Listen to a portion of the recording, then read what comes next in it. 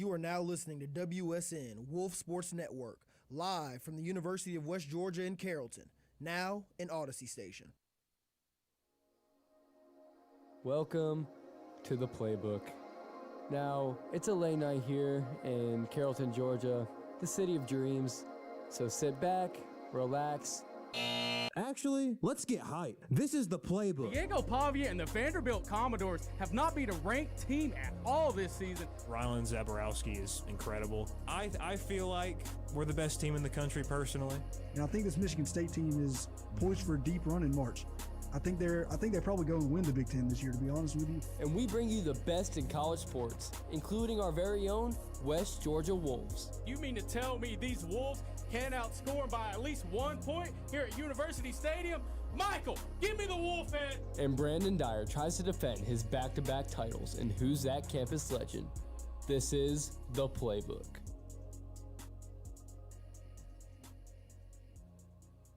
Hello, everyone. Welcome in to the finale of the Playbook. We're doing something a little different for this one. Brandon Dyer over in the board op chair. I'm going to be hosting our final episode. I've begged. I've pleaded. I've been on my knees twice a week, and once a week I've asked to host the Playbook. Hey, he made it to where no. I couldn't say no. They've said no. If you host the Playbook, we're going to be taken off the air. We might even be put on some watch list. But this week, it's the finale. It's our last episode. The repercussions will not be faced by anyone but myself in my professional career. We are not responsible for what Mr. Aiden says. Yeah, the views are not representative for the show tonight. The views are not representative of Wolf Sports Network.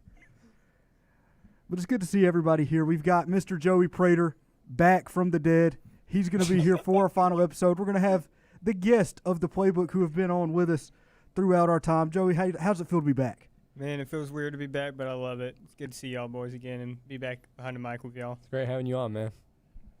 Brandon, nobody ever asks you how you're doing. Yeah. You're in a new spot tonight. Oh, dude. How's it feeling over there? Had a wonderful weekend over there working the Talladega races. Got to see our boy Carson Hocevar get his first Cup Series win in NASCAR. At my first NASCAR race I ever went to. So it's been a pretty good few days, Mr. Aiden. Mm-hmm. And JT, we hear how you are every week, and we're short on time. So, Brandon, kick off the show. All right, everybody in here, are you ready for the kickoff? I said, are you ready for the kickoff? Breaking news out of beautiful Lubbock, Texas, earlier today. Brendan Sorsby, the quarterback for the Red Raiders, has entered rehab. But not for the classic reasons you might hear. He's not an alcoholic. He's not on methamphetamine. He's on DraftKings.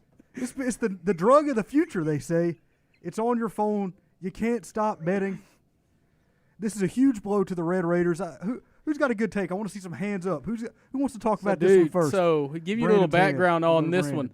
Apparently, this man got a little bit out of hand, got himself in an addiction where he's placing thousands of bets that went back to 2022. And the thing that's going to get him into trouble in this one is the fact that he was making bets on the Indiana Hoosiers in 2022 while he was a red shirt over there. So I think, look, sports betting, I feel like if you're not betting on your own team, regardless if you're like betting on them to win or lose, I don't have a problem with sports betting. Like if he right now at Texas Tech wanted to go and like bet on some kind of like basketball game going on, or hell, maybe even in the fall in a football game, I wouldn't have a problem with that at all if he was betting for like TCU and they wasn't playing Texas Tech. I mean, my take on this situation, I myself like to do some sports betting every once in a while. And so I feel like it does get to a point where if you are an athlete and it's your sport, like for NBA, there was a situation a while back where some NBA players were involved in gambling because they were gambling on NBA games. And now I see where you can get a problem with that. There could be a little bit something sketchy going on, and it kind of ruins the intentionality of the sport. But I feel like if it's a sport that you have no say in, like if Brendan Sorsby was betting on college basketball or the NFL, like he really doesn't have much of a say in that as compared to college football. If you're So- betting on college football, I could see a reason for it. So now JT on a call sheet. I don't know. You can bet on literally anything over Yep. there. Mm-hmm. Let me tell you if you think this would be moral. Okay, they have a Marco Rubio as the odds-on favorite to be the next president of the United States. Do you think What do we- Marco Rubio? Do you think it'd be moral for him to bet on him being the next president or no?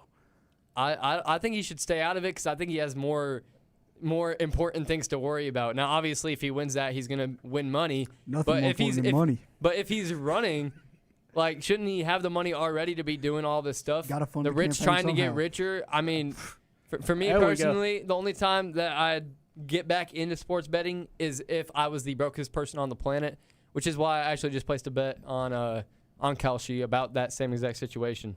Brother, So if we don't want the rich to get richer, we got to put a stop to this DraftKings, to Prize Picks being on the phone. Every ad you're going to see on a Texas Tech game next year, Brendan Sorsby's going to tune in from rehab, try to watch his buddies play, and he's going to see 15 DraftKings. Texas Tech is probably going to be bought to you by some gambling sponsor next season. Like, that's That just is the way that this That stuff would be is. funny. And it's targeted toward these young, like me and you, these young college-age individuals, and Brendan Sorsby, who have not experienced having money at any points in our lives. And what are we going to – this is a get-rich-quick scheme. You can bet on something that you know a lot about, sports, and you're going to go and beat the casino and make $150 a weekend. It's not happening. You're getting your That is money true. taken from you, and it's advertised to you as a way to make money, and it simply should not be. It should be legislated on at some point in this country. But the things that we have seen are what has been intended to happen by these companies. They want you to be addicted to it. They want Brendan Sorsby to be betting live odds on every single pitch of a game that he's at for a Cincinnati Reds game. That was one of the big things in the article I read. This has been the entire intention of it, and we're going to see it happen more and more, I would say, in today's America, especially as you give it into college football landscape, especially where you're giving these young kids millions of dollars, and every ad that they're going to watch on every sports game that they're clearly interested in is going to say, hey, go and place a bet right now. yeah, I mean, I think it's a problem with how much control you have over the sport. Because with Brendan Sorsby, if he bets on his own team, obviously that's in his control if he's able to win or lose that game. But when you talk about people like when they place bets like in a casino, for example, like they're going there, they're betting on themselves, but it's not necessarily they don't have full control on over if they win or lose in the casino. Because you can't go to the casino and guarantee that you're going to win every single time. Yeah, and now the casino is on your phone. That it's is another, true. It's another big like, it's another thing That where is true. you had to go to Vegas to get on the blackjack tables. Now blackjack tables are right there with you, and it perpetuates something that I think is very dangerous and will lead to a dark place for a lot of these younger people. And now we talked about someone who's, he had big dreams of hitting it big on the gambling tables. Didn't work out for him. Speaking of the gambling tables, over in Las Vegas, Fernando Mendoza, first overall pick for the Las Vegas Raiders. We saw 3 QBs going in the top 100 picks. Ty Simpson, 13th to the Rams. Carson Beck, 65th to the Cardinals. I want to hear some thoughts from you guys about who do you think is going to be in the best spot for the future? Yeah, that's the question. Who do you think is going to be in the best spot for the future? I don't know why I had it The quarterback here that I think is going to be in the best spot for the future is going to be Ty Simpson. Just because of looking at the team around him, he already has a complete constructed offense around him. He's going to be in a quarterback room that has Matthew Stafford with him, and on top of that, he's going to have Sean McVay as a head coach. Offensive guru. I think that this fits really well for Ty Simpson. Joseph? So as much as I didn't like it when it happened, I hated the Ty Simpson pick. And I know McVay didn't like it either, but now looking at it, Ty Simpson has it the best out of these 3. He does. As much as I am a Carson Beck hater, he's doomed to have a terrible career with the Cardinals. So I'm gonna be real. We look at this quarterback situation. Obviously, Mendoza at number 1. The Raiders have been building around him all off season, so I feel like they've been really prepared for this. Ty Simpson, I disagree, or I actually agree with Joey. I think Ty Simpson going that early was a little bit of a I don't know, but I guess they're looking at it as quarterback of the future. Without a doubt, they're gonna let him learn behind Stafford, and the only quarterback that might actually get to start week 1 is Carson Beck. I mean, he's gonna have a little competition with Jacoby Brissett, but I mean, at that point, you might as well just give Carson Beck a shot. I mean, you get Jeremiah Love early on. You have Marvin Harrison Jr. and Trey McBride still on that team. The Cardinals are just a crap show. So, I mean, the possibility of Carson Beck actually going in and doing something is very low, but he's gonna get thrown in there right away. They're gonna see what he could do. He might throw 3-4 picks in his first game, but you live and you learn. You're the Cardinals. Well, you take that. When Beck usually throws interceptions when the game's on the line, when the game's close. None of those games are going to be close. So, exactly. yeah. So he's probably going to be great. So he might be great. You never know. Yeah. I've seen Carson Beck do some of his best work down 30. To be fair to Carson Beck, it is hard to see your receiver when he's in your blind spot, okay? That's why the picks happen all the There time. we go. Might be seeing ghost I broke there. this down into like 3 separate little categories for him. And it was who I thought was going to be the best at their worst. So if all these players play the absolute worst that I think they can, I think it's Mendoza, then Simpson, and then Beck in that order. I think that's how their career is going to go. I think that's a safe bet. I think at his worst, Carson Beck is one of the worst quarterbacks that I've seen play college football. You watch that first half of that Alabama game. DeJuan Mathis play some To get drafted at least. To get Did see drafted, Jeff yeah. Sims for some years play quarterback at Georgia I've seen Tech. a lot of real bad. Spencer Petras at Iowa. All right. And then I think this might be the one that shocks you guys, but at their very best, I think Mendoza is going to be the worst. I think that if everything works out right for all 3 of these guys, Mendoza is going to be the worst. I think Ty Simpson is going to be the second best, and I think Carson Beck could very well be the best quarterback from this draft class. Yeah, that's where you're wrong, Brandon Dyer. Especially on a team like the Cardinals. And when we mentioned the situation that they've been put into, Carson Beck on the Cardinals, Ty Simpson on the Rams, like that is a team filled with talent over there in L.A.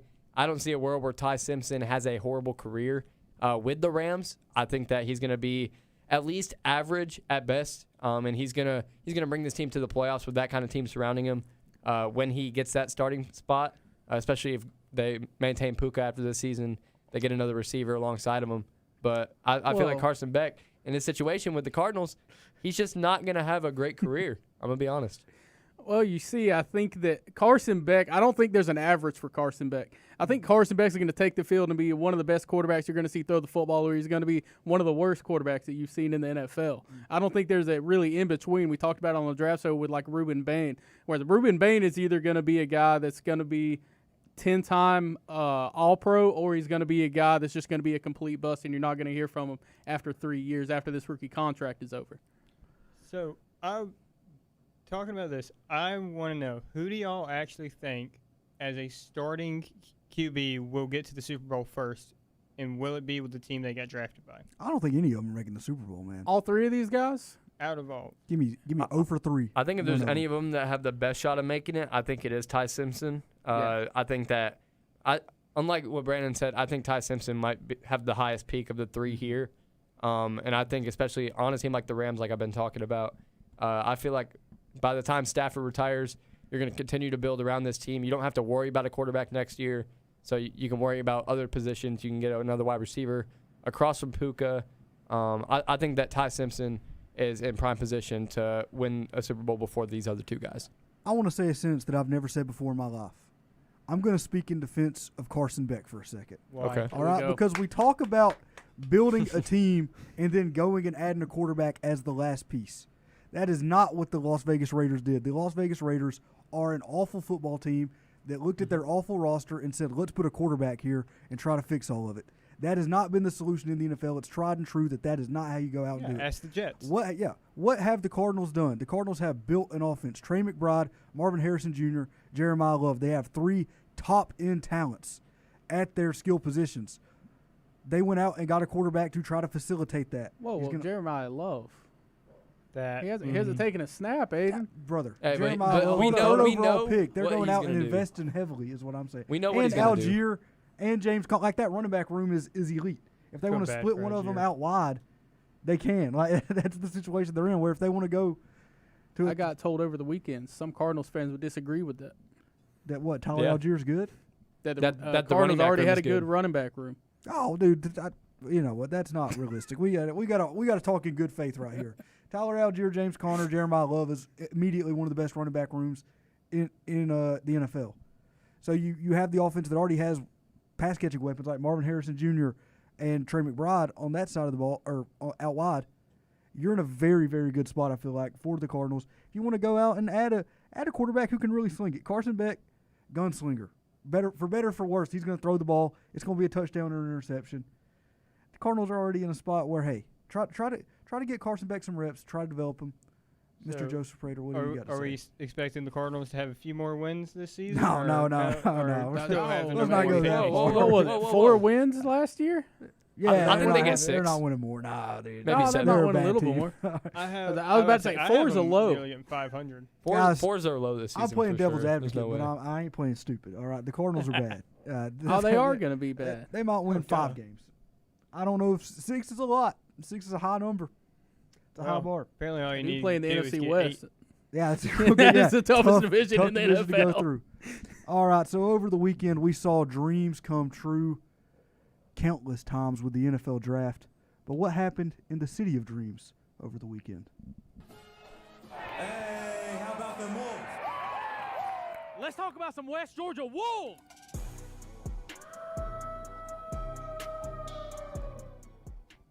Starting out with the West Georgia baseball team, currently on an 8-game skid, 11-33 on the year. Who wants to take this one? JT, Brandon? You want me to What'd start y'all with this see? one, JT? Up to you, brother. All right. Go for So this West Georgia baseball team came into this game on a 5-game losing streak, hosting Stetson, The Hatters. and they scored 10 runs in the first game, 11 runs in the second game, 11 runs in the third game. That sounds Wow, pretty we good. should have won. We 32 probably won. combined runs from this team over the weekend. Wow, we must and you have would have swept think, you them. know what? We won some baseball games. We got swept. We allowed 42 runs over the course of 3 games. Well, actually, no, I mistook it. I was mistaking my words there. It was 43. 43, It wasn't even 42. worse. It was 43 runs allowed. You look at game 1 in this, we wound up leading at 10-5 going into the ninth.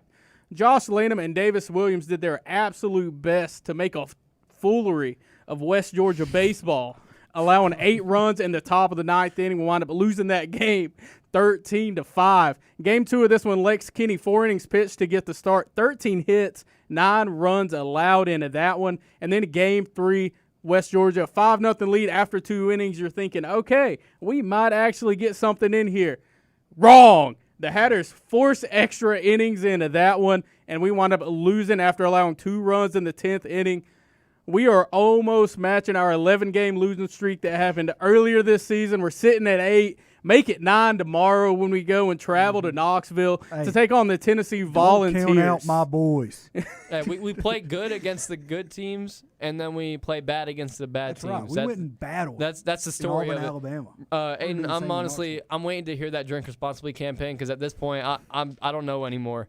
With this baseball team after being on an 8-game skid right now, Jacksonville University we lost bad, and then obviously Stetson this week we lost even worse. And I mean when we look at it, our bats, yes, Brandon, we got so many runs this week, 32 total runs, but then giving up 43 in that same 3-game split is not something we want, especially at home against an A-Sun opponent. Just pitiful pitching. The story of all season has been the pitching, how bad it is. Our bats have always looked solid this season, but our pitching has just been the worst thing that I've probably ever seen. Ever. It's very bad. That's really all I got to say about it. This team sucks. This Worse team than was even- This team is downright very bad right now. foolishness going on here in the City of Dreams A over the mockery. weekend. But there is all hope for tomorrow night at 6 p.m. Yep. when we travel over to Knoxville. Knoxville to take on the Tennessee Volunteers, who, remember, last year, I believe it was, they were coming off of their national championship. And what did we do? We beat them. You know what? You did it, JT. We're I was about to going say, back you to made back. me convinced that these Wolves can beat these Volunteers We with beat that them one. last No year. better when they way. were Let's coming go, off of their Wolves! high. No better way They to were coming snap off the of their losing high. streak. They were coming off of their high last year, and we beat them. And I think we're going to do it again, even though we're going to end this 8-game skid. Whoa, hold up. We didn't beat them last year. We were competing through 6. But Yes. yeah, We You didn't are pull it so off. we right, Brandon competed Dyer. through We 6. didn't pull it off. But this year is we different. don't lie on air on the playbook. This year is Oh, yeah, different. Unless it's on accident, We've lied which we plenty do of sometimes. times. Yeah, we've made up a lot of stuff. But this year is different because we're on an 8-game skid, and we're going to end that tomorrow night. Last year, we weren't on an 8-game skid. We were actually pretty solid last year. But now this year, we're worse than last year, which means that we even have an even better shot of beating the Tennessee Volunteers tomorrow There night. we go. I like that attitude, JT.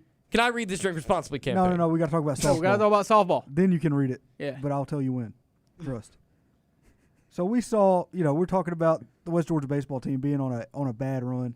The softball team was on an equally terrible run until this weekend. They snapped their losing streak. Still lose the series though, 2-1. Game 1 a 6-4 win. Game 2 a 9-1 loss. Game 3 8-1. Joey, what did you see over in this one? So I will mention that losing streak was coming off of actually. Oh no, we'd won a series. Sorry. Yeah, we had won our last we series won a against. doubleheader. Yeah. My bad. That's it. Me and Brandon got to call a winning doubleheader game. Against Jacksonville. You don't get many of those around Yeah, here. I'd say they snapped a 10-game losing streak. Yeah, we and snapped the losing doubleheader streak. win, and then we lost on Sunday. That led to a 6-game slide. That we snapped, and now we're on a 2-game slide. It's fine. I'm not. Hey, It'll be all right. struggling. Hey, 3 more games for But the yeah, rest of the no, season. this has It's looking been good. A struggle for the softball team. We've looked hot for moments, and then we've looked worse than the baseball team at moments. Honestly. Hey, Yeah. I will say the softball team has looked good when it comes to the doubleheaders at home, and we end off the season with Queens coming here to the University softball field to take on the West Georgia Wolves in a doubleheader on Friday. So that'll be a fun series to watch to end off the softball season. Hopefully, we can end it off on a hopefully high. We can battle and not become a 40-loss team, 14-38, the current record. Try to win a series, keep it from there. JT, you were so excited too. You I'm mentioned so it excited. Twice. Go ahead and read me that drink response. Of course, I need it. In a recent survey, almost 53% of full-time college students ages 18 to 22 drank alcohol in the past month. That is why Dream City Brewing Company, Wolf Sports Network, and Wolf Radio's Drink Responsibly campaign is here to remind you there is no drinking under the age of 21. Never drink and drive, even if it's one alcoholic drink, and add food and water when you drink so you don't end up texting your ex, which means know your limits. You also got to be careful because with this baseball and softball team, I know it can be hard, but still, remember, drink responsibly. Very true. And stick right here with us when we come back. We're going to be talking about the beautiful state of Georgia, some college baseball, and making our picks, and then saying our goodbyes. Stay here. What's up? This is Parker Andell, and I'm the newest voice of Sports Out of Pocket. Step into Lucky Season 7, where the odds are in our favor. Crazy insights, hidden stories, and conversations that will pay off every single time. With a fresh season and a fresh voice, Lucky Sevens is here.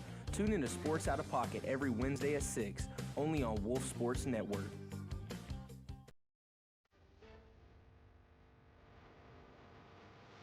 Sports Pack is here for you, providing all the West Georgia sports content you need to stay in the game. Tune in to Wolf Sports Network every Monday and Thursday from 6 to 7 p.m. so you never miss a beat as the crew takes you through the wild world of UWG sports, while also keeping you updated with your local Atlanta teams as well. Don't miss out. Sports Pack every Monday and Thursday from 6 to 7, only on Wolf Sports Network. Hey, you. Who, me? Yeah, you. Do you like talking about sports? Yeah? Well, do we have an opportunity for you? You can be a part of Wolf Sports Network today through our Wolves in Training program. This semester-long course will teach you everything you need to know about college radio. You can gain experience and be live on air by next semester. So join today by visiting wolfsportsnetwork.com. Wolf Sports Network. The Wolves play here. From the court to the diamond, Sports Pack has you covered. That's right, folks. The new semester brings an all-new season of Sports Pack, where every Monday and Thursday from 6 to 7, the crew will take you through everything UWG athletics. We're talking men's and women's basketball, baseball, softball, and everything in between. You don't want to miss it. So be sure to tune in every Monday and Thursday from 6 to 7 here on Wolf Sports Network. The Wolves play here. When it comes to fandom, nothing matters more than the fit. The logo you wear solidifies your love. Now you can be a Wolf Sports Network fanatic with our brand new merch store powered by Ozier Apparel. Visit wolfsportsnetwork.com and click about. Now, let's talk about this beautiful state of Georgia. From Athens to Atlanta, Statesboro to Macon. If college football is being played in the Peach State, we're all over it. This is the Peach Slate. Numerous players drafted from the state of Georgia over the weekend. 8 players from the University of Georgia, 6 in the top 100, 2 from Georgia Tech, including a first-rounder. I wanted to mention that. Georgia had a first-rounder, too. I didn't mention that. I feel bad now. Sorry to Georgia. And Georgia State has their highest ever draft pick with Ted Hurst going in the top 100. Great for that program. I want to ask everybody here, who's your favorite player that got drafted? / who do you think is going to have the best career out there with their new team? I'll start with this one. I think that the player that is going to have the best career is C.J. Allen going to the Indianapolis Colts. He's a great linebacker that came out of the University of Georgia. And, I mean, he was very solid. Obviously, he started his freshman season at Georgia in 2023. And then, he was a backup, but then became a starter midway through the season. And he started 5 of 14 games, had 41 tackles, 1 sack, was named freshman All-SEC. And then going into the last couple of years, he has been an absolute dog, no pun intended. He has been a dog for this Georgia defense. Obviously, getting picked in the second round, he has been a beast. I was hoping that the Bills would have gotten him, but Indianapolis is going to do some good stuff. He reminds me of I'm trying to think. There's a linebacker that just retired from the Colts. One of their best guys. I don't even remember his name anymore. Leonard? Shaquille Leonard. Is it Shaquille Leonard that I'm thinking of? It might be. Started as Darius, became Shaquille. But yes, C.J. Allen, off-ball linebacker. He's going to be a beast when it comes to getting to the ball, good leadership on the defense. And I feel like the Colts really need that right now with how their defense has been looking these past couple of years. So I think C.J. Allen's going to have a great season, 100-plus tackles incoming. C.J. Allen, let's go. That's a lot. My favorite player that got drafted is Dalen Everett, and that's just solely because of the development that he had at Georgia. All right, he was third-round pick, going to the Steelers. I think it's a steal for them. He developed so well at Georgia. His first year, freshman year, 2023, he got thrown to the fire. There was a lot of young guys playing that year. Had a lot of guys go off. The NFL, that 2022 draft, had a lot of freshmen playing. He got better as the year went out, but it was still a rough year for him. It was very up and down, but he got better as the year went on. 2024, he was lights out. Played absolutely incredible his sophomore year in 2024. Did a great job that entire season. Single-handedly beat him and Jalen Walker single-handedly beat Texas 2 times. Them two going at it. And then this past season, 2025, he was absolutely ridiculous. Cornerback won again, even with Ellis Robinson making the adjustments he did. Played absolutely incredible this year, and I'm very proud of Dalen. I credit myself for a lot of the development of Dalen Everett for yelling at him through the TV his freshman year in 2023. So he developed very well. Very proud of you, Dalen. Go kill it. But I do agree with JT that out of all these players that got drafted from the state of Georgia, C.J. Allen's going to have the best career out of all of them. C.J. Allen reminds me very much of Roquan Smith when he was at Georgia, just the way they used him and how early he played. His freshman year was also 2023, and he got thrown to that fire as well. Didn't start every game in 2023, but he played a big role in that season with a couple injuries in the linebacking room as well. Stepped in and played really well. And really, he's the only reason we beat Georgia Tech in that 8 overtime game because he stopped Haynes King several times on his own throughout overtime late in that game in the fourth quarter. Obviously, Dan Jackson had a big play as well. But it was mainly C.J. Allen making some big plays there. He's just super athletic, super big freak. I really can't believe he fell the second round. Well, it was at that, and it was a missed defensive pass interference call. All right, buddy. It was the defensive pass interference call that wasn't. I'm so glad that I'll never have to think about my thoughts about this game are going to go down tremendously. After the show is, think about that game once a week, and it is brutal. Brandon, what are your thoughts there? What are your thoughts here? For my Georgia guy or Georgia guy? I don't think you want to hear my thoughts on that game. No. Man from the state of Georgia going to be the best NFL player. Zachariah Branch. Ooh, I'm gonna go a receiver from Georgia. I think he led the SEC in catches last year. Really explosive guy, and I say that mostly because the team that he's going to, the Atlanta Falcons. Their wide receiver 2 right now, Jahan Dotson. I don't have any kind of. I think that's how you right. pronounce Jahan it. Dotson. But I don't have any kind of faith that this guy's going to be a big playmaker for the Falcons. And on opposite end of Drake London, I think that he's going to match really well with him as a guy that's going to be super explosive in the offense. Has a little bit of a deep threat to him, even though he was throwing mostly screen passes over there at Georgia. He's a really shifty guy, can make his own space. And I think he's going to do really well here in Atlanta. Hate to be biased on this, but I do think Branch is most successful when you're using him in that after the catch role, running him on the screens and the crossing route. And that's the opposite of what I like out of Drake London, which is where you want him going and out for the deep ball. So I think that it will complement this offense really, really well, and I do think Branch has a good future. Yeah, when you look at Zechariah Branch, obviously, Brandon, you mentioned like he's a guy that can get separation. I'm surprised that Michael actually didn't talk about Zechariah Branch before he talked about Dalen Everett. I feel like they're both going to end up being beasts in the NFL. But Zechariah Branch, obviously, Zechariah Branch with the Falcons, especially in a quarterback room with Tua and Michael Penix, two quarterbacks who cannot throw the football very far or accurate at that. You want a guy that's going to be able to get separation. Zechariah Branch is just that. He's going to run some underneath routes, some screen passes. So you have those guys that are good run after catch. I mean, Bijan out of the backfield still, and then Zechariah Branch on the outside if you want, or in the slot if you really want to, and just send him across the middle and get him some yards after catch. He'll help out Tua. He'll help out Penix, whoever they decide to go with. But so they don't have to take those deep shots to Drake London all the time. Mm-hmm. The Zechariah Branch pick, I love it for them, keeping the guy in Georgia. The best fit that I like, not this is completely unbiased. I call balls and strikes. I'm an umpire. I don't bring my personal biases into this. Keelan Rutledge, 26th overall to the Houston Texans. Hayden knows ball. We saw this Texans team last year in the playoffs and even in the late stages of the season be a tremendous defensive team, like an absolute defensive powerhouse. And their offense was good enough to win them games sometimes, but it wasn't good enough to get them to the Super Bowl, unfortunately for them. So I think that Keelan Rutledge is really what this team is going to – a guy like Keelan Rutledge, an enforcer on that offensive line, someone that's going to battle, keep C.J. Stroud healthy, get that running game back to where it was going, because their running game at times was non-existent. Nick Chubb, 35-year-old Nick Chubb carrying the ball for your team is not what you want to see. Joe Mixon in that backfield. Yeah, Joe Mixon and Nick Chubb leading the charge. It would be awesome if it was 2018. It's not anymore. You can't have that in 2026, unfortunately. So I think Keelan Rutledge is really going to improve the running game of this team, which I think was the big hole for this Texans team. They can be a classico NFL, play defense, run the ball team, and they do have really good, like C.J. Stroud is a good enough quarterback to go out and win you games. Really great receiving room, too, if they can be healthy for an extended period of time. That was a major issue they had last season. I like the way that this Texans team is built right now, and I really like the fit of Keelan Rutledge into that system. So you kind of skipped the Georgia guy and went straight to Georgia Tech. Well, I don't really like Georgia. You don't like Georgia? I was about to say, three of us chose Georgia guys. Yeah, I said guy from the state of Georgia. Not just out of the state of Georgia? University. Yeah. I want to switch out my pick.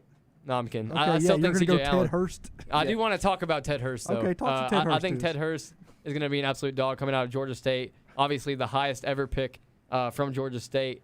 And the dude's an absolute beast. 6'4" at wide receiver. Played at Valdosta State in 22 and 23. I don't like that. And had 60 receptions for over 1,000 yards, 10 touchdowns. And then transferred over to Georgia State in 2024. He was the number one receiver for them with 56 receptions, 961 yards, and a school record at the time, 9 touchdowns. And then again in 2025, 71 receptions, over 1,000 yards, 6 touchdowns. And I think Tampa Bay, with a team that just lost Mike Evans, they replace him with a guy who plays similar to Mike Evans. He's a 6'4" receiver that is going to go up and he's going to get the ball if you throw it his direction. And I think Baker just got himself a whole nother weapon. We don't need you anymore, Mike Evans. No, I don't think Ted Hurst is going to be way bigger in the city of Tampa than his buddy Mike Evans ever was. I like that. I do think Ted Hurst is going to be a beast for them, though. Obviously, they're going to throw him alongside the other receivers in there. Emeka Egbuka is still there. Godwin is still hurt, but he'll be coming back. I think that they got a solid team. Tampa Bay is going to have a good offense again this year. I think they could definitely be a talented roster with Ted Hurst on there. Yeah, I hope not. Oftentimes, Ted Hurst was the lone bright spot on that god-awful Georgia State team over the last couple of years. Speaking of some better Georgia teams, let's get into baseball.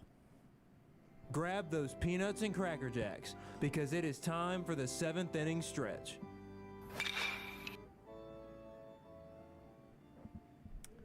Last week, we saw the most anticipated game, I would say, in Playbook history. We talked about this Georgia Tech game in Truist Park. It felt like 4 months. And it finally came to an end. The climax was reached with Georgia Tech defeating the Georgia Bulldogs 14-4 in a tremendous game from my perspective. Not so tremendous game from other perspectives. Let's go to Brandon Dyer, who is live. Yeah, dude. Reporting live from the field. So, me and Mr. Michael Miller, I attended my, I think it was my third or fourth Georgia Tech game. Mhm. Was this sat out there right at the outfield line? I think that's how you say that. I think that is that right on the warning track. If that's Yeah. The warning tree, the outfield line. Yeah, I was mixing up my words right there. I was so excited to try and talk about this. Gotcha, okay. I got there, and I was like, you know what? This is going to be great. I'm going to get to see 9 innings of Georgia Tech baseball. Well, Georgia Tech's bats got too excited, and they came a little bit early as it was a 7-inning game into this one. Georgia winds up getting run ruled 14-4. Michael flipped me off a few times at this game, and I'm going to be honest with you. He had a right to do so, and he probably should have. I was a little bit of a jerk to Michael at this game. But you know what? This is the first time since 2022 that Georgia Tech's been able to beat Georgia in any kind of respectable sport. So I had to savor in the moment for myself. But the guy I want to hear from is the guy that said that Georgia Tech was going to lose this game by, what'd you say, Michael? I said 1 run. I had a 15-14. There we go. Yeah, well, you Very got 14, respectable, right? Yeah. You knew You Georgia got Tech was one going of to score 14. Yeah, that was we'll right. give you that was credit for right. that. Look, here's the deal. Sometimes you got to tip your cap to their team. Georgia Tech came out and they're the better baseball team. They killed us. Drew Burris, I was chirping at him the entire game. I enjoy doing it. I enjoy trying to annoy him out there. I don't think it was working very well, though. I think he was kind of giving it right my, back to him, my too. voice It was out absolutely hilarious. It was funny because, if you don't know that, me and Brandon are there together, it looks really, really funny that, I'm yelling at Drew Burris and he's just sitting right next to me yelling at me. It was a good time. But, yeah, look, give credit to Georgia Tech. Sometimes, the little brother wins some games here and there. That happens in the household. Sometimes the little bro beats you in a basketball game. It happened here. It was a run ruling. The biggest thing in this game, too, though, was just – and really both sides was the pitching. For both teams. Obviously, we hit some home runs here and there. It kind of did what we do. We hit a lot of homers. Don't get a lot of guys on base. That was the biggest thing. Georgia Tech just seemed like they kept the line moving the entire game. Didn't hit a lot of homers, but they had the bases loaded a couple different times, had pressure on. I don't think we had a clean inning the entire game. I think there was 1, 2, 3 inning that we had the entirety of this baseball game, and that's really what happened here. Georgia Tech getting clutch hits, and really we just couldn't come through to matter. There was a very questionable check swing call early in this baseball game that could have flipped this game. I think in that third inning. I'm irate about this. Changed it all. I was going to run on the field, but it is what it is. Congratulations to Georgia Tech. That was a big win. They're going to win the ACC. We're probably going to win the SEC. So, both teams going to win their conferences more than likely, and then we'll see you in Omaha. Yeah, We're in the Super Regional. this is not the last time I think we're going to see each other this season. A lovely thing to watch a Georgia fan eat some humble pie. It does bring a warmth to my soul. It's Unmatched because by Georgia many didn't other have things. Charlie Condon. That's very you know true. what? That Well, probably you know would what? have helped them. I That don't know if it would have helped them out Would've- 10 runs. Would have been but they might not responsible have for been 10 run runs in ruled. this. Now we're going to talk. We saw these are 2 top 5 teams, 2 of the best teams in baseball. But there are, unfortunately, other baseball teams in the nation. So I want to hear who you guys think is going to win the national championship. I'll start here to my right, Mr. JT Gross. I'm going to be honest. After seeing what Georgia Tech did to Georgia as a top 5 team, I think I'm going to I'm tempted because Georgia Tech had a very good game, but UCLA has still been on a tear recently. Oh, yeah, dude. And I don't think I can go against UCLA until they prove me wrong. They did just lose to Sacramento State on Sunday, yesterday. But I still don't see a world where UCLA doesn't go at least to the big game. Give me UCLA to go all the way. Now I will say again and again. I say it all the time. When you're talking about baseball, it's so unpredictable. Like any of them could win this thing. I've got no clue really. But if I got to put money on it, I'd go UCLA just because of the fact. Look, I don't think Georgia Tech or Georgia can win this thing just solely based on they don't have pitching. Statement. Neither one of them have pitching. Yeah. So they had pretty darn good pitching against you guys.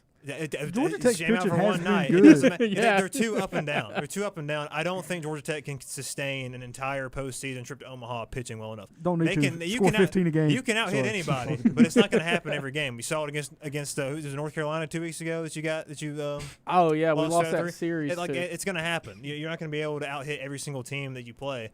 Now, if you can, Georgia Tech can win the thing. But I just don't think their pitching is consistent enough, so I'd lean UCLA just because I do think they have the most consistent pitching any of those top 5 teams. So now I have heard about this Georgia Tech pitching staff all season long, and we've dogged them a little bit on this show. But I'll be honest with you, this pitching staff, we don't have to have a great pitching staff. I think we just have to have an all-right pitching staff.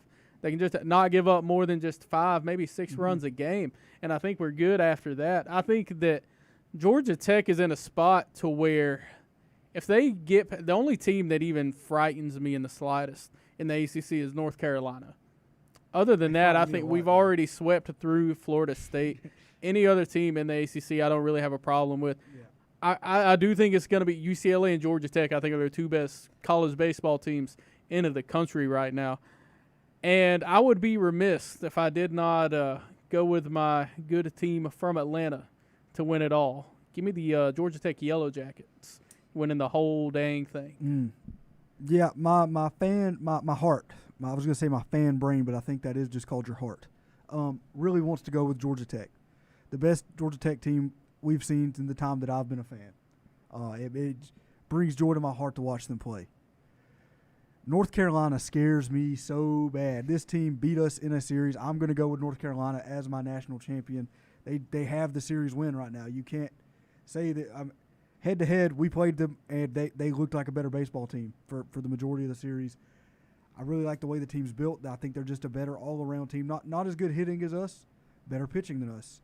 UCLA, I like, but they're playing in the Big Ten. They're not playing any. All the good teams right now are consolidated in the southern half of the United States for whatever reason. The out west right now is on a big decline in baseball terms. UCLA, I don't think, has the same juice or the same experience playing the top-level talent that a UNC does right now.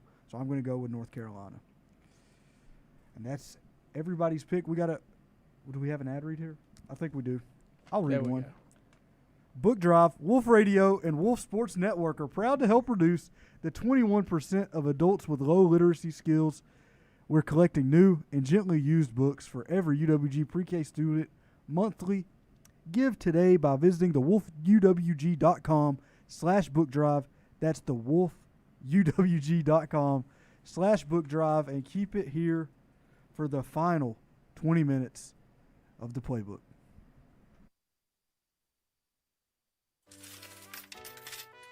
Get ready to hit the jackpot. Sports Out of Pocket is back for Season 7. The Lucky Seven's final season with me, Jackson Voles. From wild debates to the boldest takes in the game, Jackson is going all in for his final run. 7 seasons, 1 final spin. Don't miss it. Catch Sports Out of Pocket every Wednesday at 6, only on Wolf Sports Network. Hey, do you like what you're listening to? Well, why don't you support our station by checking out our merch store? Hoodies, shirts, and hats can be purchased on our website powered by Osier Apparel. You can also DM us on Instagram at Wolf Sports Network if you would like to recommend any more options. Go to wolfsportsnetwork.com and click About to view our merch store. Wolf Sports Network. The Wolves play here.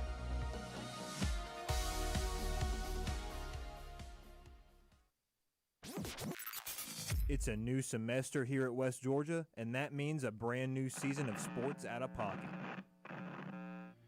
I love Jameis Winston to death, but look at the guy. Come on, that's not the veteran quarterback that I want to be. He's a locker room guy. They got Jonathan Taylor back there. It's like having Saquon, just a little bit worse, but it's like having Saquon. Tune in to Season 7 of Sports Out of Pocket every Wednesday at 6, only on Wolf Sports Network. From West Georgia to the heart of Atlanta, sports don't stop. So neither do we. This is Sports Pack. Sharp takes, big highlights, and coverage to keep you locked in until the final whistle. Tune in from 6 to 7 on Mondays and Thursdays to hear what the crew has to say about your favorite team. Sports Pack, only on Wolf Sports Network. The Wolves play here.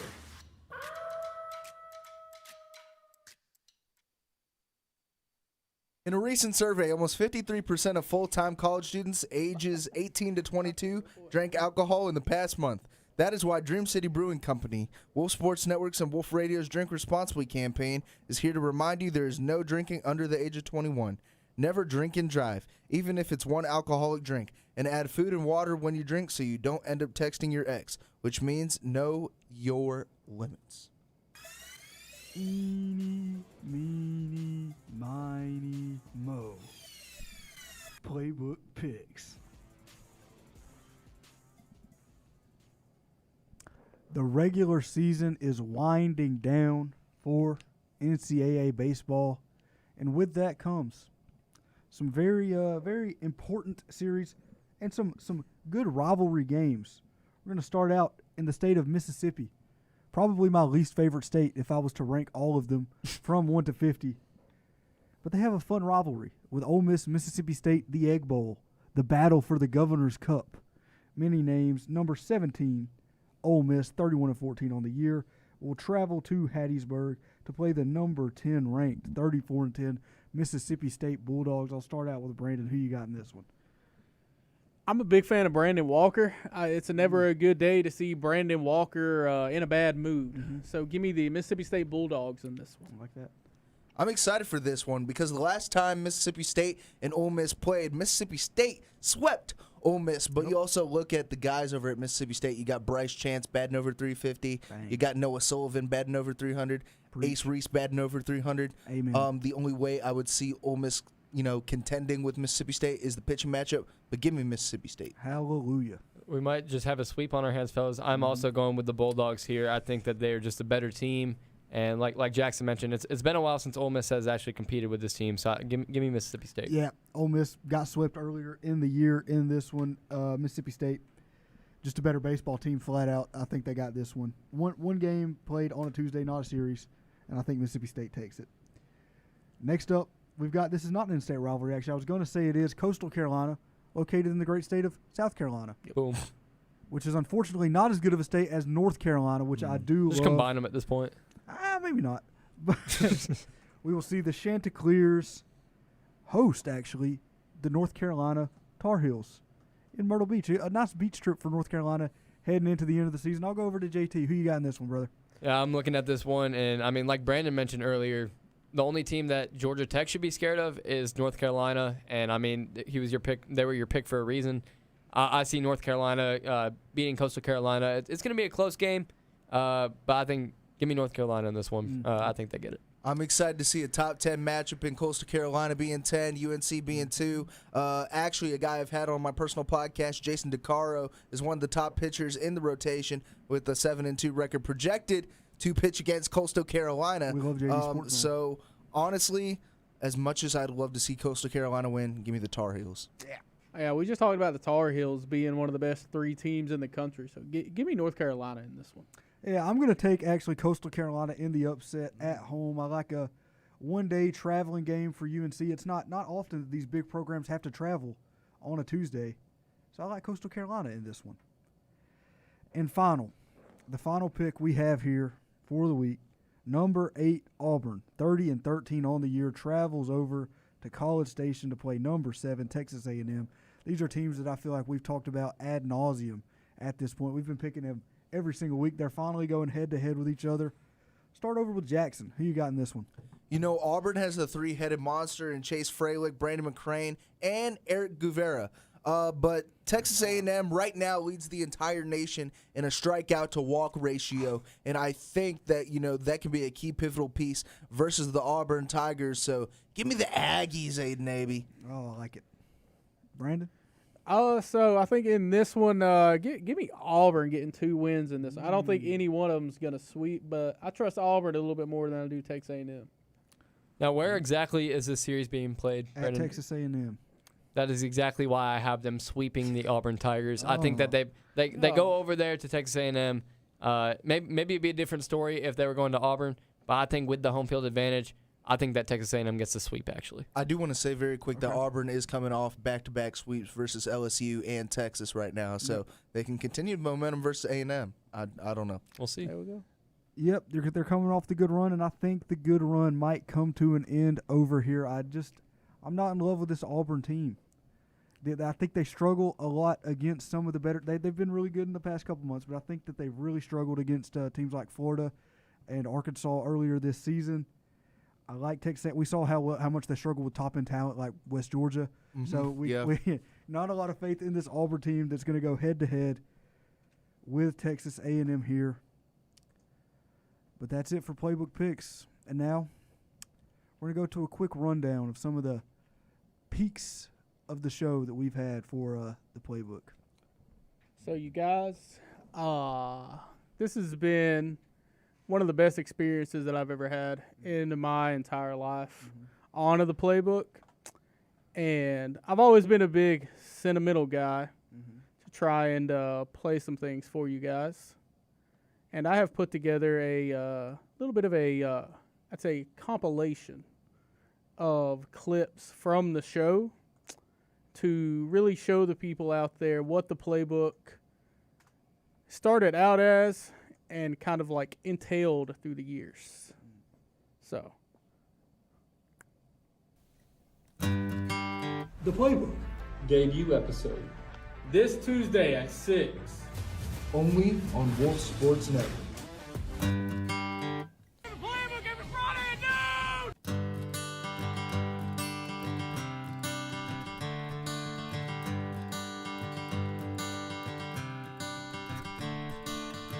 Another turning point, a fork stuck in the road. Time grabs you by the wrist, directs you where to go. So make the best of this test and don't ask why. It's not a question but a lesson learned in time. It's something unpredictable, but in the end is right. I hope you had the time of your life. You know, you have Julian saying, I feel like he's going to gradually get better. You have weapons such as Jeremiah Smith, who was a preseason favorite for that Heisman candidate. And then you still have a returning receiver in Carnell Tate. Heard it. Get your wallets ready. We are not responsible for anything that goes wrong. Don't bet more than you can lose. And there is a hotline if it becomes an addiction. It has definitely become my tradition. Time to talk about our Armed Forces Academies. This week, the Temple Owls go and face the Army Black Knights. An SEC team has not been to the national championship in 2 full seasons. We've seen 3 SEC teams get into the college football playoff last year. Tennessee, Georgia, and Texas. The only one to win their game was Texas, and they barely beat Arizona State. The Big 12 is not nearly as fun as it has been in years past. Texas and Oklahoma hit the road. Okay. So I don't know if the sheriff at Athens Clark County Police Department grew up a Georgia Tech fan. I don't know if he grew up an Alabama fan. I don't know if he graduated from the University of Florida. I have no idea what's going on over there. But this guy hates Georgia athletics. The Athens Clark County Police Department needs reform. I'm calling for action in Athens Clark County Police Department.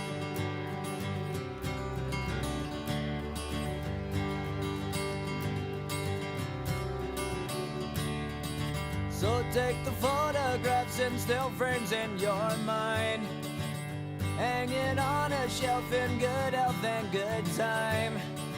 Tattoos and memories and dead skin on trial. For what it's worth, it was worth all the while.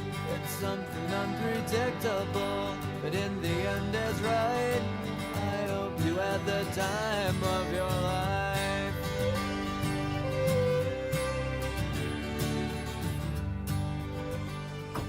Mr. Mayor, sir? Oh, what up, Cindy? What up? So, I saw the Kiff. The Kiff? I told you. The Kiff, he hasn't been seen in days. Then where is he? He left for some who he likes in Baton Rouge. Well, I'm going to convince him to stay. We're all unathletic, so this is a range competition.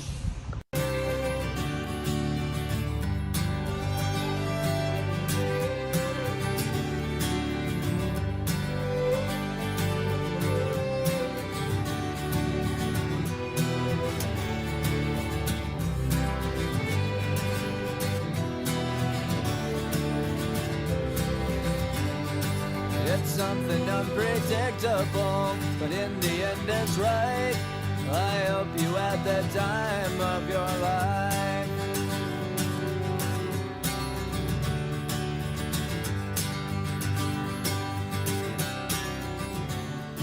It's something unpredictable, but in the end is right. I hope you had the time of your life.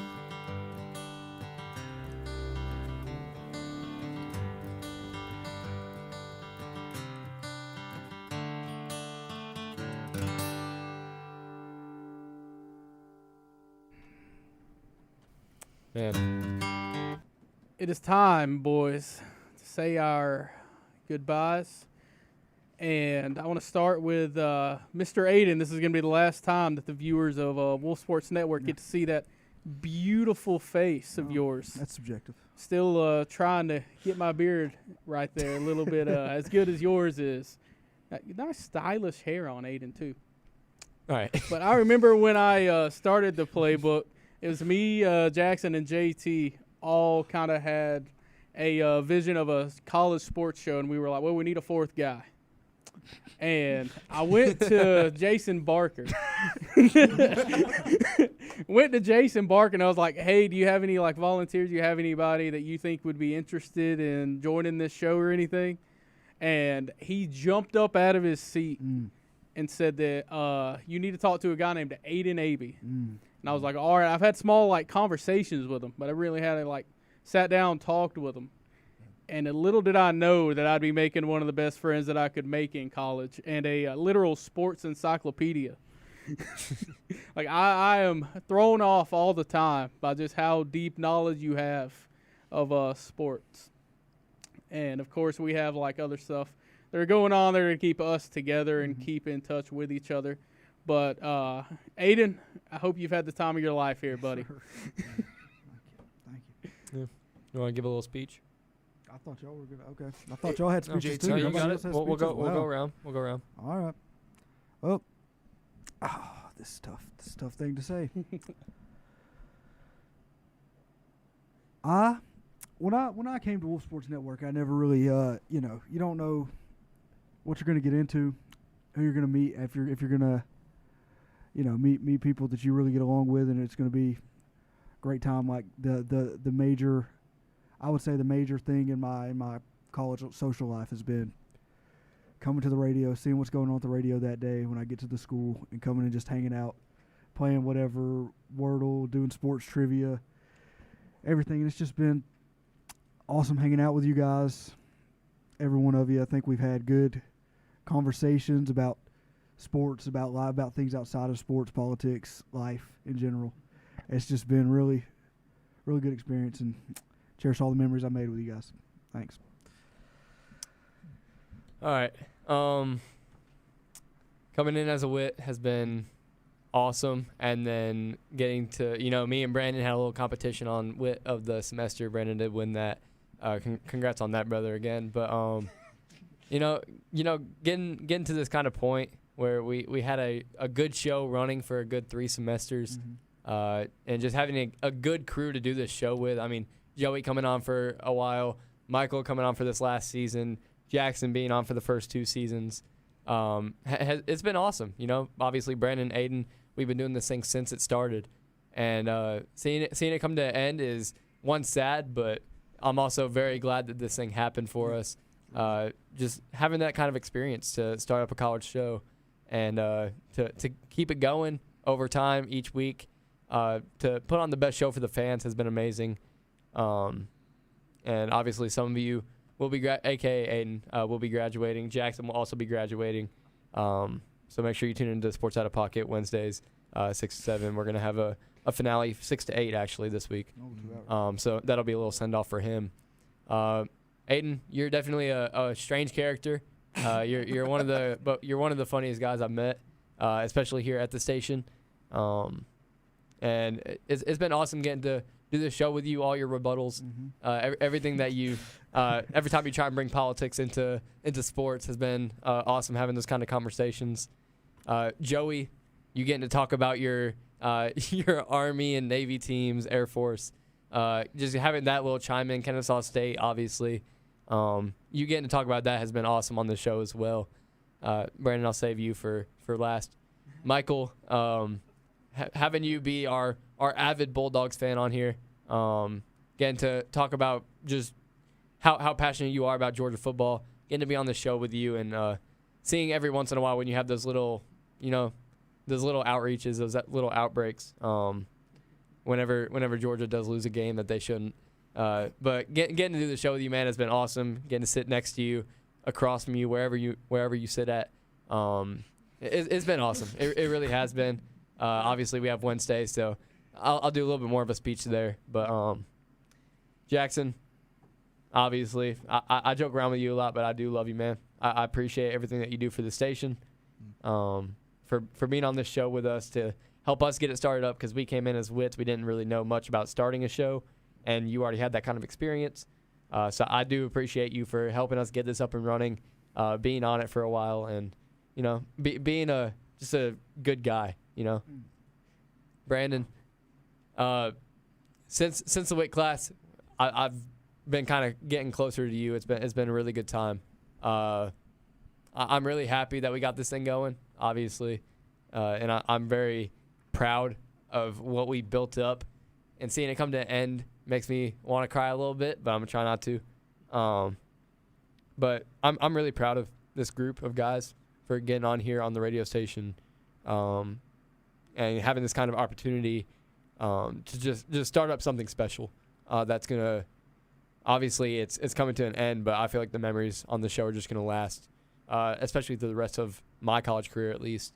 I still got a while, but it's definitely gonna be something that I remember, and I'm just really proud of every single one of you guys. This has been truly an awesome experience. So, thank you guys.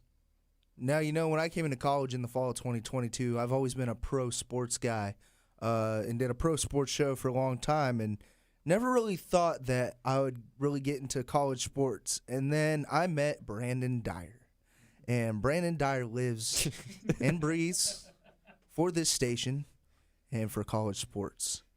And getting the opportunity to do it with a whole new group of people, whole new group of personalities, and getting to talk college sports. I may have not known a lot, but I sure faked it till I made it, especially on this show. And, you know, Aiden Aby, you're a bright spot in this station, man. Yeah. I'm excited that I got to do this sports show with all you guys, and sad to see it come to an end, but I'm glad to see that Michael and Brandon are going to continue the college football show in the fall, and I'll be watching from beyond as an alumni. And Joey, you know, talking about your military sports and how passionate you were about those, and about the Navy and Army, and I know Coast Guard doesn't have a team, but if Coast Guard had a, they do. Yes, they do. They Okay, have well, football team. Like well, D3, then man, Joey, lock in. Joey's the Coast Guard team to, you know, to be passionate about. But 8-4. you know, I just want to say all of the iconic moments that we got to do, like the clapping skit, the Shadur Sanders skit, the Me and Joey's NASCAR hour. Joey and Aiden's NASCAR hour. We'll get to that.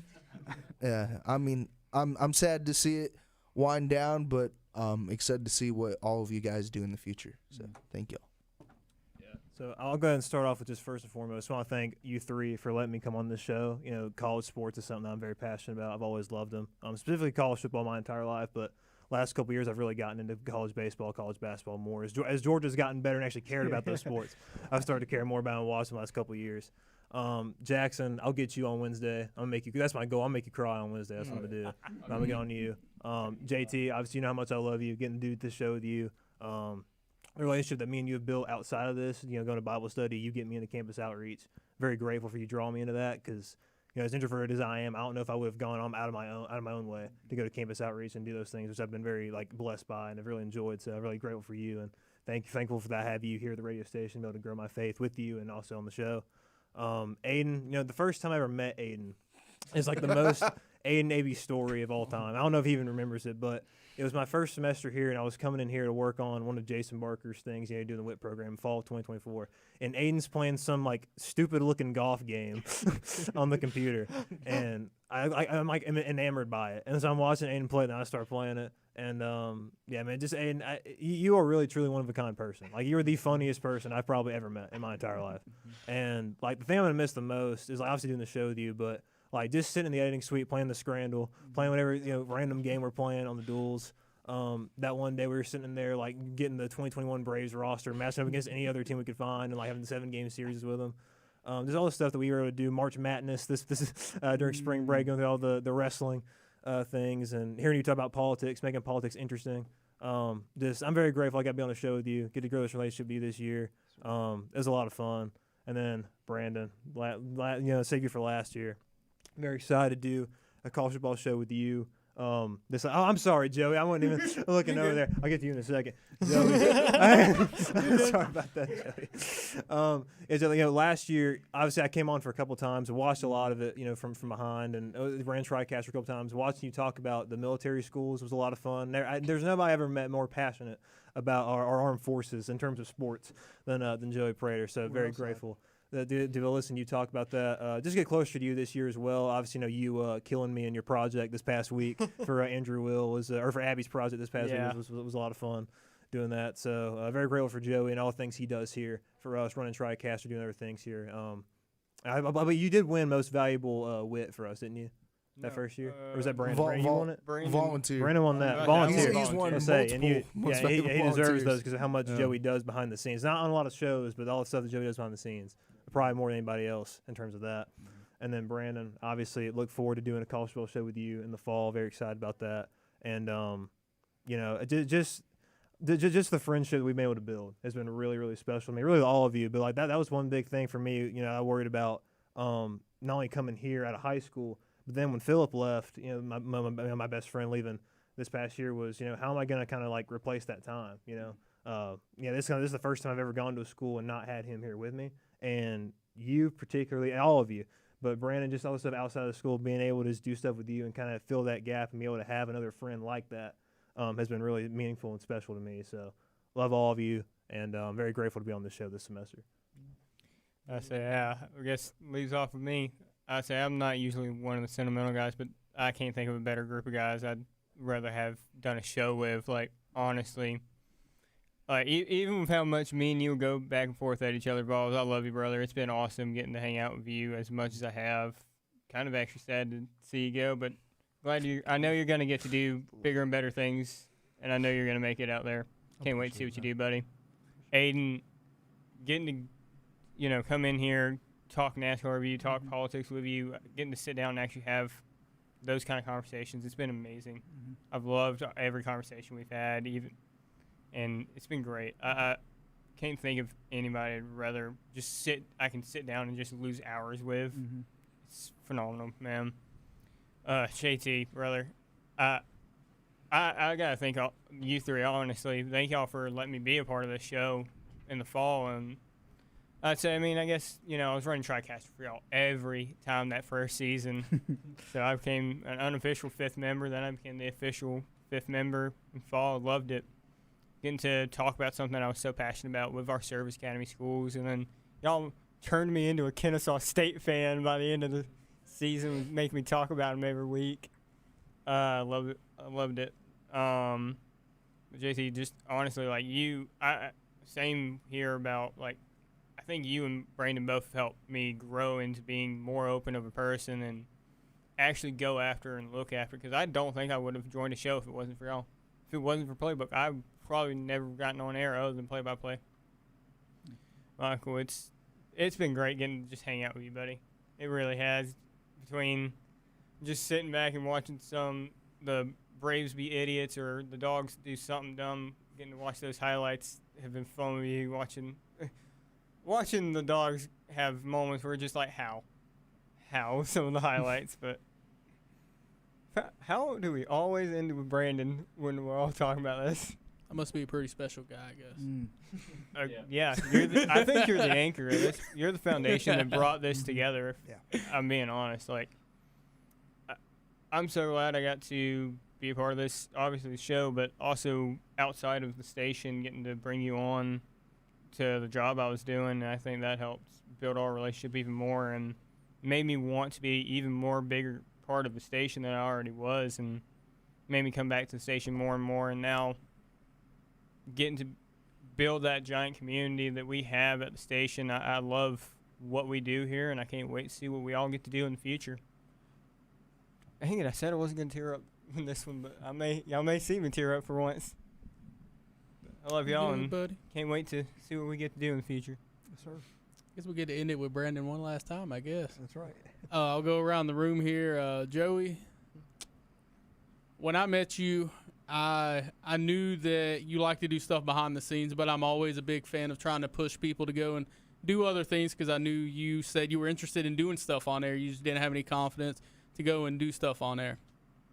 And I was like, Joey, I trust you. Like, I hear all the time from people my age about how lazy people y'all's age are. And let me tell you, Joey is one of the hardest working people that I've ever met in my entire life when you get him in front of something that he actually cares about.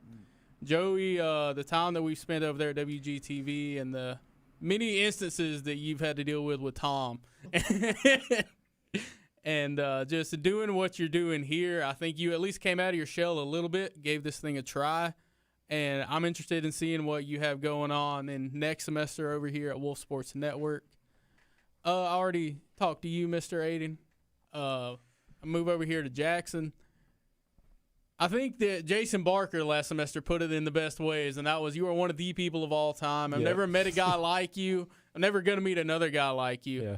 But there's also mostly positive end to that, Jackson. I do think you will go and you will find you something that you love.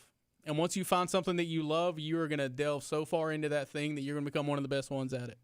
I know for sure that Jackson, once you get him in an area where he actually wants to care about what he's around, there is a nobody that's going to work harder to try and build a brand to go out and show people that he can go out there and to make it than Mr. Jackson Voles. I appreciate everything that I've learned from you in the time that we've done the playbook. I appreciate the guidance that you showed me, especially in the first semester, getting through those Michael Tucker meetings, because those are something else. But, Jackson, I do love you, man, and I know that life is going to have a lot of stuff for you. JT, I don't know how to put this. I'm thinking of the words right here. You got it, brother. I did not know that I was going to get as personal with someone. You were the first person at the radio station that I really got down and personal with, to talk about life with, to really have a conversation about where my life was. And I've never been a religious person at all. I've never ventured into it or anything like that. And you have been the guidance of me getting into religion, me finding religion, and me going and finding a new home in it. And I know that's a big thing for you. I know that that's what you think you're calling for in life is a lot of the time. And let me tell you right now, you succeeded when it came to me, buddy. Okay? Brandon, bro. But I could not ask for a better guy to really co-host this with, to go and get this started with, than Mr. JT Gross.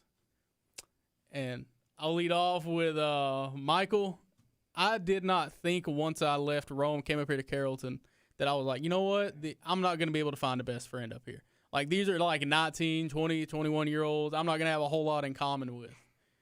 But I got here and got through the first 2 semesters. And I was like, okay, I'm good friends with people. But, I really didn't think that I had a friend that I actually would consider, okay, that's a guy I can go to about anything, a guy that really's been there for me, a guy that's going to get me into new things as well. Without you, I would have never got into disc golf. I would have never got into some of the things that I have been. But, I think that it kind of clashed at the same time of I was looking for a best friend at the same time Philip left, and you were looking for somebody to kind of be there for you whenever Philip left. And what a hell of a collision course that it wound up being for me and you, because I can honestly say I didn't think that I'd meet a better friend than I had in Rome, but you by far have been one of the most fantastic people that I have ever met in my entire life. And I look forward to next semester on College Football Countdown with you over there. And with that, boys, gentlemen, I think it's time. Aiden, hold on. Send us off. Hold on. We have a special guest. We do have a special guest. I want to get on here and say something. Mr. Jason Barker, say what you want to say, brother.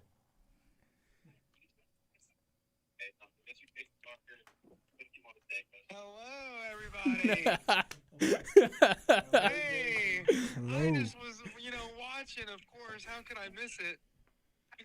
And I just wanted to let y'all know I am so extremely proud of each and every one of y'all. Y'all have all had such sweet and kind things to say about one another, and I don't know. I'm just overfilled with joy and gladness for y'all, and I'm so proud, guys. Congratulations. This has been one heck of a ride. Y'all are truly campus legends. Thank you, Jason. Hey, we love you, brother. Yes, sir. You too, man. I guess for one last time. All right. All right, gentlemen. And that seems to be all the goodbyes, all the good times reminisced on. And with that, this has been the Playbook on Wolf Sports Network. See y'all.